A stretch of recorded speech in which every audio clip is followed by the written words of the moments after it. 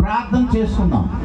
మహోన్నతుడు అనే దేవా, మా ప్రియ పరలోకపు తండ్రి, నీ పరిశుద్ధ నామంలో వేలాది వందనాలు, స్తోత్రాలు, స్తుతులు చెల్లిస్తున్నాం.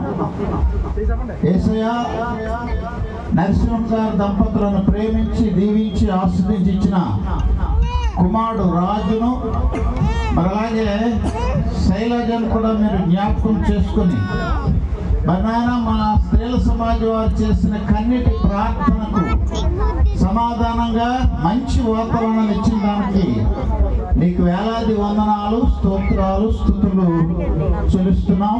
సంతోష సమాధానములతో వర్ధిల్లటానికి భూ సంబంధమైన దీవెనలు, ఆత్మ సంబంధమైన దీవెనలు వీరి జీవితంలో దినదినము పొందుకొని వర్ధిల్లటానికి కృప చేయమని ఎంతమంది దైవజనులు చేతులకు దీవించున్నాడు.